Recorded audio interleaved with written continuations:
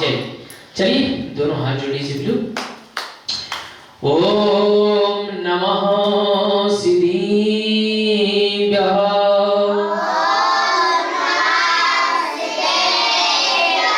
ओम नमः सिद्धिभ्यः।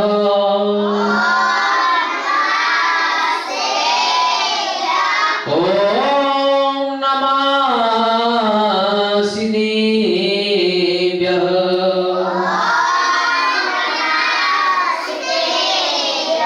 ओम नमो अरिहन्ताय।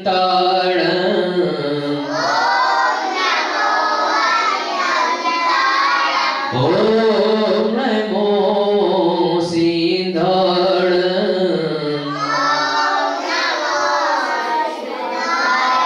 ओम नमो अरिहन्ताय।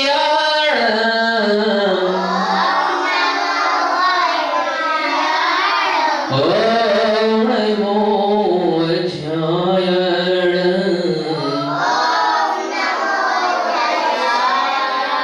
इडमो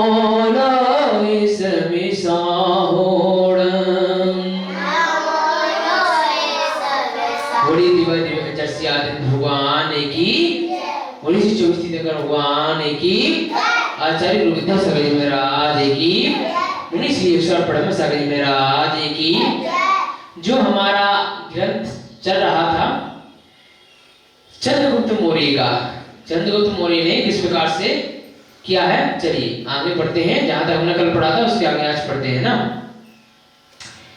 हमारे भाग्य हे राजन जो हम लोग आपके कृपा पात्र हैं। आपके चारों मंत्री, आपके चार महान शक्तियां हैं। हम लोगों की सफलता का एकमात्र रहस्य है जो आपने सिखाया है। अपने अपने काम में सावधानी से लगे रहो और समय आने पर एक होकर निर्णय लो। बस यही मंत्र हम लोगों को आगे बढ़ाता है। क्या कहा गया इसमें कि समय आने पर एक होकर के निर्णय लो। ऐसा नहीं कि अलग अलग बिखरे होकर के निर्णय लें, है ना। ठीक है मंत्रीवर, मैं मानता हूं कि मगध राज्य में लोग खुश हैं, लेकिन मेरी इच्छा है कि वह साम्राज्य और बढ़ना चाहिए। जब चंद्रगुप्त मौर्य का जो राज्य था तो सिर्फ भारत अकेला नहीं था, अफगानिस्तान भी उस समय इसमें समाहित था। चंद्रगुप्त मौर्य के राज्य में ही, है ना। भारत तो था ही, अफगानिस्तान भी था, नेपाल भूटान भी था, प्लस पाकिस्तान भी था, बांग्लादेश भी इसी में शामिल था, है ना, म्यांमार भी था, ठीक है ना। ये चंद्रगुप्त मौर्य का राज्य बहुत दूर दूर तक फैला हुआ था, है ना। तक्षशिला सुनिए, तक्षशिला जो विद्या का एक केंद्र था वो पाकिस्तान के आसपास में है। तो मेरे कहने का मतलब है पहले राज्य बहुत बड़े हुआ करते थे और बहुत बड़े थे, है ना। लेकिन अब सीमित है, सीमित व्यवस्था है, वो एक बात अलग है ना। चलिए तो परंतु राजन बिना किसी वजह से क्या है कि ठीक है मंदिरों में मानता हूं कि राज्य में लोग खुश हैं, लेकिन मेरी इच्छा है कि यह साम्राज्य और बढ़ना चाहिए। क्या है, यह साम्राज्य और बढ़ना चाहिए। कि राजा क्या कह रहे हैं, ठीक है मंत्रीवर, मैं मानता हूं कि मगध राज्य में लोग खुश हैं। क्या है, मगध राज्य में जहां पर चंद्रगुप्त मौर्य जी का राज्य था, मतलब है ना, तो मगध राज्य में जो है सब लोग खुश हैं, लेकिन मेरी इच्छा है कि यह साम्राज्य और बढ़ना चाहिए। क्या है, मतलब और विस्तार इसका होना चाहिए, है ना। दक्षिण दिशा में इसका विस्तार अभी अपेक्षित है। क्या है कि पहले ना दिशाओं के आधार पे मापा जाता था कि किस प्रकार से किस दिशा में हमें विस्तार करना है। तो उन्होंने कहा कि दक्षिण दिशा में, क्या है, दक्षिण दिशा में जो आज साउथ इंडियन के नाम से जाना जाता है, तो दक्षिण दिशा में क्या है अभी विस्तार अपेक्षित है, मतलब वहां पे हमारा विस्तार या हमारा राज्य होना चाहिए। यदि हम कलिंग राज्य तक अपनी विजय पताका फहरा दे, कलिंग राज्य जो था वहां तक अपनी विजय पताका फहरा दे, तो बीच में छोटे मोटे राज्य अपने आप हमारे अधिकार में आ जाएंगे। क्या था कि कुछ एरिया का ना एक बड़ा राजा हुआ करता था, पहले हुआ करते थे, बड़े राजा हुआ करते थे, तो बड़े राजा के अंदर भी छोटे छोटे राज्य समाहित रहा करते थे, है ना, कि चलो ये राज्य मैंने आपको दे दिया, आप इस पे राज्य करो, लेकिन कुछ अंश मेरे यहाँ तक पहुंचा देना, है ना, लगान के रूप में जो भी हो वो पहुंचा देना। तो छोटे राजा कहते थे ठीक है मैं पहुंचा दिया करूंगा, है ना। तो बड़े राजा के अंदर भी क्या है, छोटे छोटे राज्य हुआ करते थे। तो उनका कहना क्या था कि बड़े राजा को ही जीत लिया जाए तो छोटे छोटे राज्य क्या है अपने आप अंडर में आ जाएंगे, अपने आप क्या हो जाएंगे, अपने आप अंडर में आ जाएंगे। क्या है कि राजा की उम्र पहले निश्चित नहीं होती थी, 13 साल का बच्चा भी राजा बन जाया करता था। तो उसकी सोच किस प्रकार से थी, और जो मैंने कल बात कही थी कि राजा लड़ाई भड़ाई ना करके, एक दूसरे से ना लड़के राज्य पे विधिवत तरीके से शासन कर सकते थे, मिलजुल करके शासन कर सकते थे। जो बीवी बच्चे अनाथ हो जाया करते थे, मतलब लड़ाई के माध्यम से मरती तो प्रजा थी या फिर सैनिक मरते थे, तो उन्हें घर पर भी तो दिक्कत ही आती थी।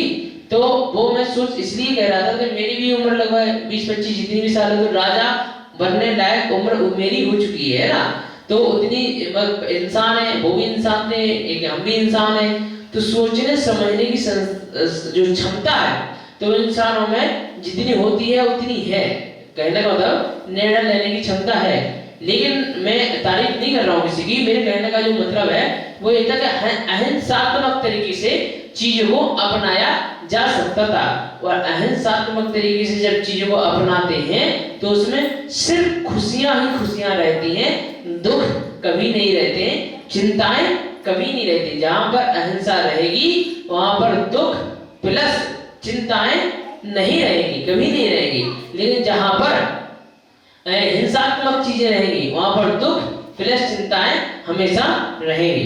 तो क्या कहा गया है कि तो उसमें क्या कहा गया है कि मतलब परंतु राजन के बिना किसी पर आक्रमण करना धर्मवृत्त नहीं होगा, मंत्र वजह बनाई जाती है। राजन ऐसा क्या है जिसके कारण हमें युद्ध का आह्वान करें, ऐसा क्या है जिसके कारण हमें युद्ध का आह्वान करना पड़े। कलिंग राज्य को आपके चरणों में नम्रीभूत होने के लिए विवश करें, आप हमें थोड़ा समय दें, हम विचार करके आपके समक्ष बहुत शीघ्र उपस्थित होते हैं।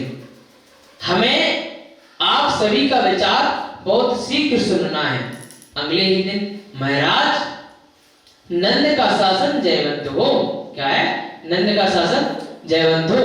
हम लोग कुछ निवेदन करना चाहते हैं। हे स्वामी स्वागत है। आपने मगध राज्य में कि लोग बाहर के देशों से भी आते हैं।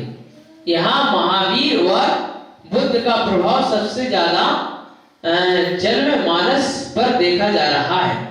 कुछ लोग अपने राज्य में भी कलिंग देश की यात्रा पर जाते हैं और वहां कलिंग जिनकी सर्व प्रसिद्ध मूर्ति के दर्शन कर अपने को धन्य मानते हैं। मंत्री कलिंग और जिनपा का नाम कुछ समझ में नहीं आया। राजन कहते हैं जैनों के प्रथम तीर्थंकर भगवान ऋषभनाथ का एक विशाल उत्तंग मूर्ति कलिंग के आकर्षण और समृद्धि का मुख्य कारण है। ऋषभ देव की यह मूर्ति कलिंग में रहने के कारण कलिंग जिनके नाम से विख्यात है। यदि वह मूर्ति लेने के लिए हम अपना प्रस्ताव भेजें तो हमारा कलिंग पर चढ़ाई करने का अभिप्राय धर्मवृत्त नहीं होगा। इन्होंने क्या रचना चाहिए, यहाँ पर आदिनाथ भगवान की जो प्रतिमा है वो वहां पर है। अगर वहां के लिए हम प्रस्ताव भेजें तो हमें मतलब वो चाहिए, मूर्ति चाहिए, हम मूर्ति वो देंगे नहीं। कलिंग पे जिसका अधिकार है, कलिंग एक एरिया है जहाँ पे उसका अधिकार है, तो मूर्ति वो देंगे नहीं, तो हम उस पर धर्मवृत्त कर सकते हैं, धर्म छेड़ सकते हैं या युद्ध लड़ सकते हैं, है ना। ऐसा उन्होंने योजना बनाई। जो हमारा इतिहास है वो हमें कुछ ना कुछ सीख जरूर देता है। इतिहास है वो हमें सीख जरूर देता है। जो मैं जो पढ़ रहा हूँ ये 320-25 ऐसा कुछ है, ईसा पूर्व की बात है। क्या है? ईसा पूर्व। चंद्रगुप्त मौर्य का समय जो है ना, तो वहां पर चंद्रगुप्त मौर्य को किसने बनाया था? चाणक्य ने बनाया था। चाणक्य के साथ अपमान हुआ था। क्या हुआ था? अपमान हुआ था ना। एक चंद्रगुप्त मौर्य सीरियल भी आता था, अपमान हुआ था। तो चाणक्य ने कह दिया था कि आपने जो मेरा अपमान किया है ना, एक दिन मैं आपको इस कुर्सी से उखाड़ फेंकूंगा, आप इसके लायक नहीं है। और वास्तव में सही भी है। किसी भी ब्राह्मण का या किसी भी पंडित का या किसी गुरु का कभी अपमान नहीं करना चाहिए। अगर वो अपनी जिद पे आ जाता है, पूरा सर्वनाश कर देता है। ये ग्रंथों में भी आया है, अपने से रियल में भी है। क्योंकि उनकी दुआ बद्दुआ सिर्फ धर्म के आधार पर कार्य करती है। क्योंकि वो धर्म जिस तरीके से कार्य पे चलते हैं, तो वो उनके साथ में पाप और पुण्य दोनों साथ में चलते हैं। तो उन्होंने के अंदर जो विचार आए रणनीति बनाते गए। तो सरस्वती माता यानी विद्या की जो दायिनी है, जो विचार डाला करती है। तो उन्होंने क्यों विचार डाले? क्योंकि उस समय चाणक्य सही थे। उस समय क्या था? चाणक्य सही थे। अपमान जिसने किया था, क्या नाम था? धनंजय घटोत्कच, जिसको नाम याद नहीं आ रहा है ना, बता देंगे आपको, है ना, नाम याद नहीं आ रहा है, हिस्ट्री में मैंने पढ़ा हुआ था, है ना। तो जिसने भी अपमान किया हुआ था, फिर उसको उससे बदला विधिवत पूर्वक लिया। यही राजनीति का सिद्धांत होता है कि हमें किसी का बुरा भी नहीं करना है। अगर कोई हमारे साथ बुरा करे तो उसे फिर अगर वो समझाने से नहीं मानता है तो उसे छोड़ना भी नहीं है। ये राजनीति का सिद्धांत होता है। लेकिन हमें जो सिद्धांत अपना है वो ये अपनाना है कि भैया मत करो, आपके कर्म आपको देख लेंगे, है ना, और आपके लिए कर्म नहीं छोड़ेंगे, ये समझा सकते हैं अपन। अब बाद में अपन सहन करने के साथ में अपन अपनी प्रगति को आगे बढ़ा सकते हैं, अपना खुशियों को आगे बढ़ा सकते हैं, है ना, और उसको उसके हाल पर छोड़ देते हैं। वो अपने कर्मों का फल खुद भोगेगा, है ना। चलिए, तो क्या हुआ था? मतलब उन्होंने ये योजना बनाई कि हम क्या करेंगे? चढ़ाई कर देंगे, है ना, क्योंकि हम भगवान जिनेंद्र की मूर्ति अपने राज्य में लाएंगे। इस कारण से राज्य के नागरिकों में दुगना उत्साह और विजय की लालसा उत्पन्न होगी। कई लोग राजा ऐसे रहते थे कि लड़ाई इसलिए करते थे कि प्रजा में उत्साह बढ़ाने के लिए, प्रजा में अपना मान सम्मान बढ़ाने के लिए। देखो हम यहाँ के राज्य को जीत के आ गए, देखो हम यहाँ के राज्य को जीत के आ गए। लेकिन वास्तव में वो जीत होती थी, वो सैनिकों की जीत हुआ करती थी। सैनिक लड़ा करते थे, मंत्रीगण लड़ा करते थे, है ना। वो खुद तो कभी कभार लड़ते थे या कम ही लड़ते थे, है ना। तो सबसे ज्यादा जो हानि होती थी वो सैनिकों की होती थी, मंत्रीगण की हानियां होती थी। राजा तो सेफ रहता था, है ना, योजना बनाने में जरूर साथ देते थे। वैसे तो मगध की प्रजा पर महावीर की अहिंसा का बहुत प्रभाव है। महावीर की क्या है? महावीर भगवान ने जो अहिंसात्मक तरीके से, ये जो बात है लगभग 2023 चल रही ना, अभी 2023 वर्ष निकाल दो प्लस 325 या ऐसा कुछ ईसा पूर्व में जन्म हुआ था, हमका याद नहीं आ रहा से, तो प्लस वो निकाल दो, लगभग 2360 पुरानी बातें हैं जो इसमें लिखी हुई है ना। तो प्रजा पर ही बहुत, राजा पर बहुत प्रभाव देखने को रहा है। क्यों नहीं? मंत्री राजा हमारा वंश महावीर के साक्षात संबंध जो रखता है, और जो महावीर भगवान का जो मोक्ष हुआ था वो है 2549। कितने, कौन सा है? देवजी में लिखा है ना, 2549 वर्ष हो चुके हैं महावीर भगवान को मोक्ष गए हुए, है ना।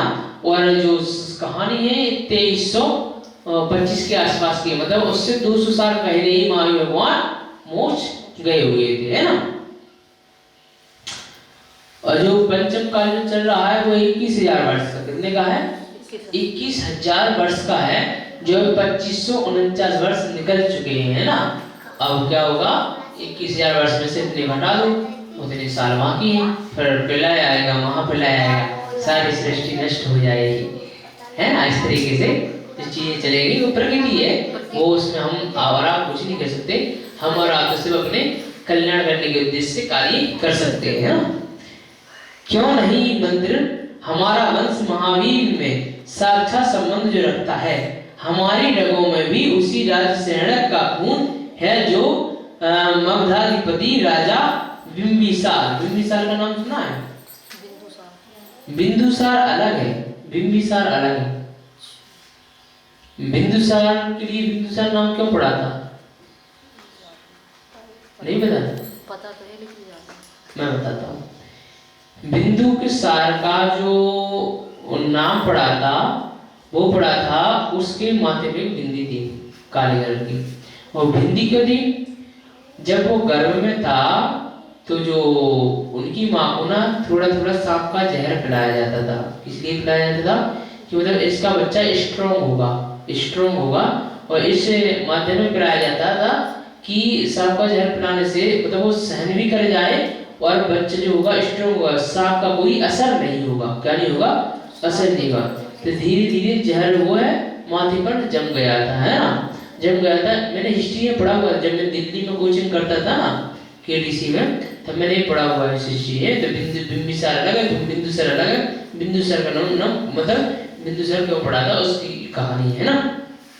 तो उसके माथे पे एक बिंदी आ गई थी जिसकी वजह से, और वो काली कलर की बिंदी थी, तो इसकी वजह से क्या हो गया? बिंदुसार उसका नाम पड़ा था, है ना। तो रखता है हमारी रंगों में भी राजा श्रेणी का खून दौड़ता है। बिंबिसार के नाम से विख्यात थे मगधाधिपति राजा, जो राजा श्रेणी के उसी राजा श्रेणी का खून है जो मगधाधिपति राजा बिंबिसार के नाम से प्रसिद्ध थे। वह भगवान महावीर के सम्मुखरण सभा में अब अग्रामी श्रोता थे। जो बिंबिसार राजा थे ना, उनका दूसरा नाम राजा श्रेणक भी था। और राजा श्रेणक ने 60,000 प्रश्न किए थे उसमें, भगवान महावीर के सम्मुखरण में 60,000 प्रश्न कोई आसान बात नहीं होती है करने। जिसके अंदर ज्ञान होता है ना वही कर पाता है। जिसके अंदर क्योंकि जो पढ़ेगा उसी के अंदर तो शंकाएं उठेंगी, जो पढ़ेगा नहीं उसके अंदर थोड़ी शंकाएं उठेंगी, है ना। चलिए इस प्रकार चंद्रगुप्त मौर्य ग्रंथ को अभी इतना ही समाप्त करते हैं। आगे हम लोग जिनवाणी स्तुति करके वाणी विराम देना चाहेंगे। चलिए जिनवाणी स्तुति करेंगे। जावाणी के गान दे सुधीनो करो, सुवर्णी मस्तके नमो समादित हो दो, हे जिनवाणी